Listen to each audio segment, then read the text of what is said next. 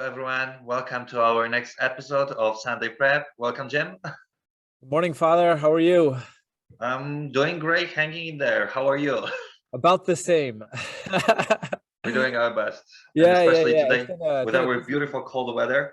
Yeah, It's whew. exactly. Yeah, fall has set in, and I think we're all kind of feeling it just a little bit. But praise be to God, everything is good, and we're here again for another episode, so it's good.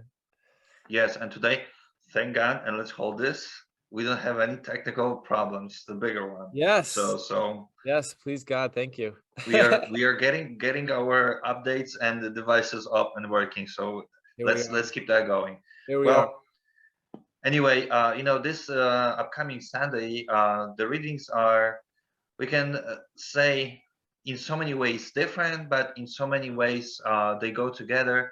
But my focus, and as we were talking with Jim before, we focus on the same sentence today, and Jim brought that sentence to my attention more closely, and I told him about the time in the seminary when we were discovering the scriptures, or that we were opening them, and seminarians, as any other students, we all have ideas, how to understand or how to remember.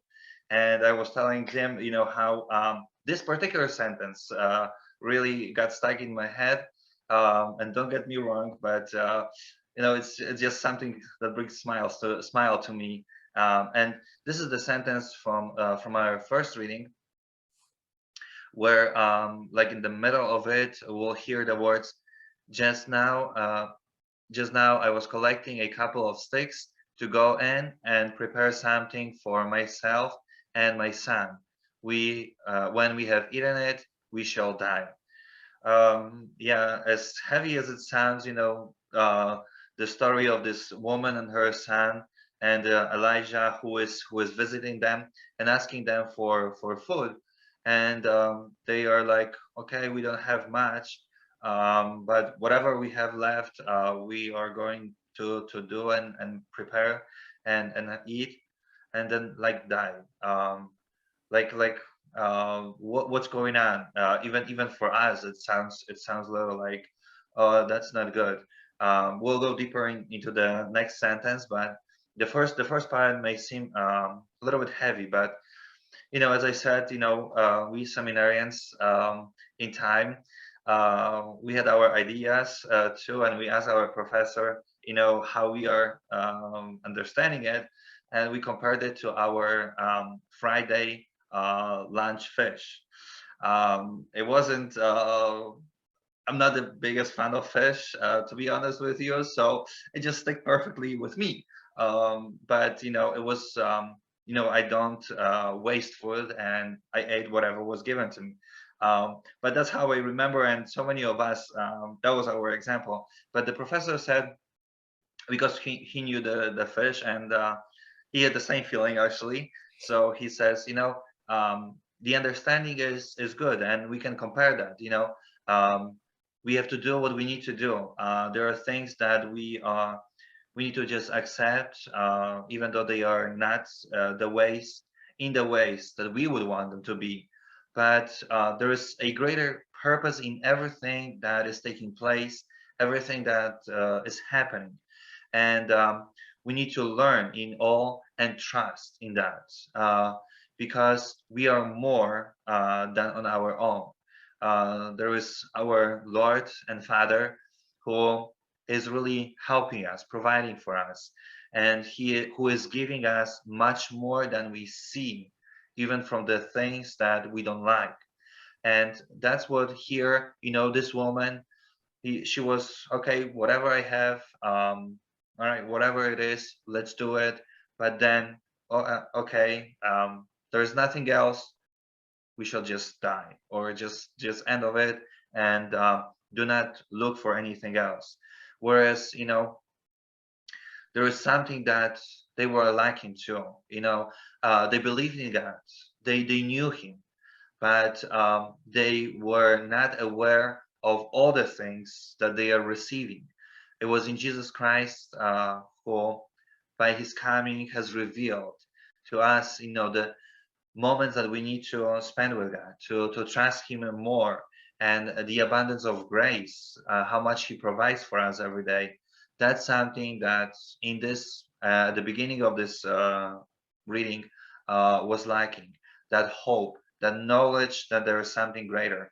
And we will hear this reading too because of for us to be strengthened, so that we will see that sometimes the things that are happening in our life, we don't like them, we do not accept them, we would rather just throw everything and do not even hear about it anymore, where God says we need to experience certain things in order for us to grow, as we'll hear actually in this reading at the end of it, how this woman was strengthened in the knowledge and the presence of God.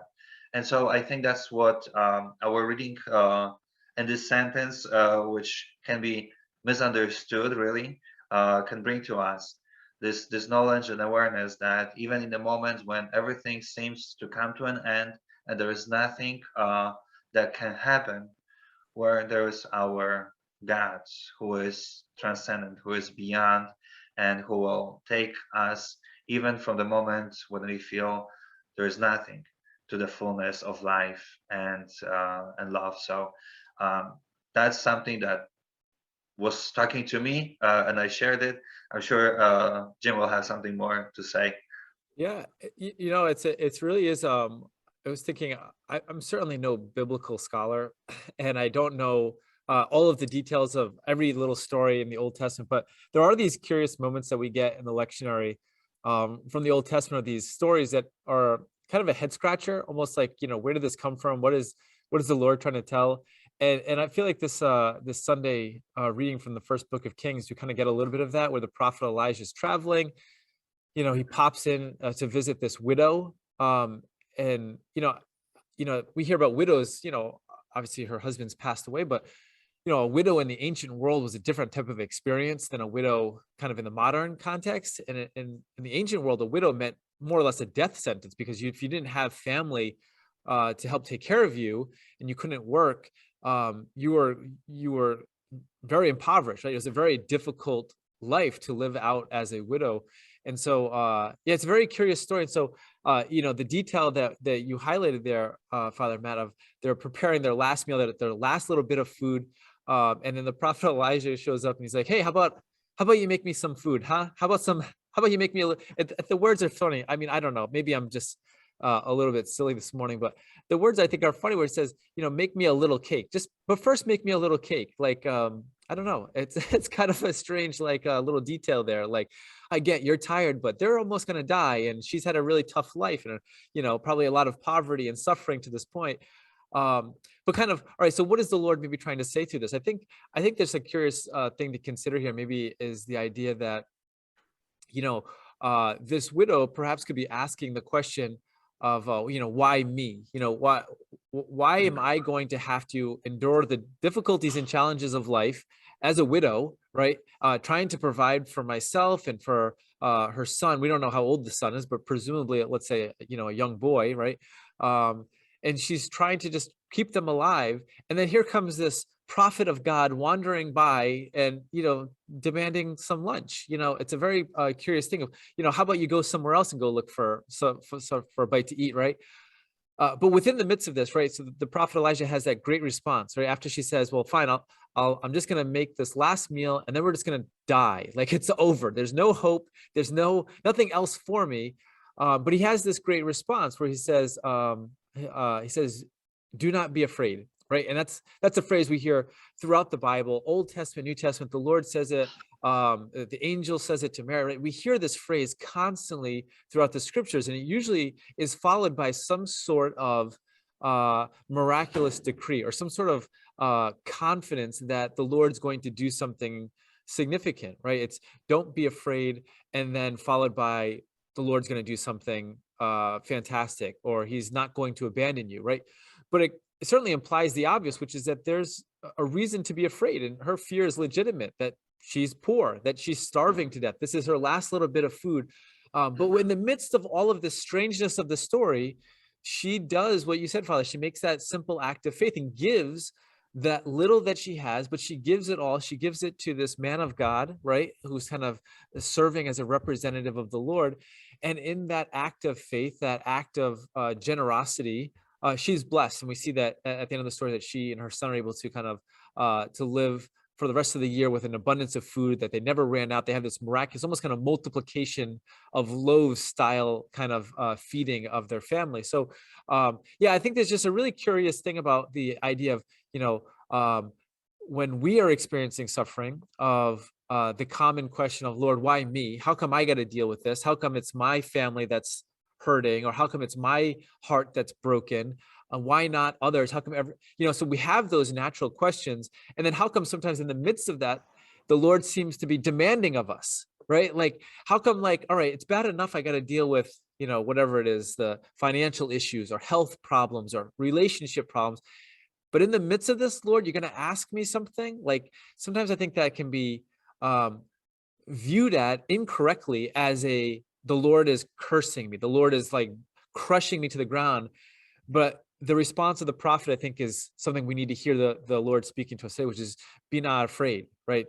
Don't be afraid to give generously to the Lord, even in your suffering, because out of that, the Lord's going to bring about this this great fruitfulness. So yeah, it's just curious stories, these Old Testament stories that we maybe only hear every now and then. They're almost kind of a head scratcher at first, but then it's marvelous how the intentions of the Lord come alive, right? So anyway, so that's our readings for Sunday.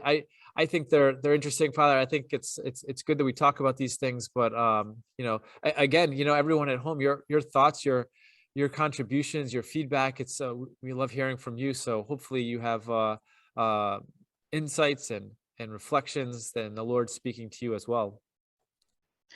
Yes, thank you. No, that's see how many things in that little sentence, little story. And just to conclude, the Old Testament is the situations of so many people, who have experienced so many difficulties, and that's why too, it's important for us to see the Old Testament as a preparation for us to see the coming of the Lord in our life and how we will respond to it. So, a simply daily story, of someone's life is going to be proclaimed. Well, and the same, when we praise the saints. We praise them for their life, their offering of their life. So every life is important and meaningful. And maybe let's that be something that we'll be thinking over this upcoming weekend. All right. God bless you all. Thank you for watching, and we'll see you all in church. God bless you. Bye, everyone.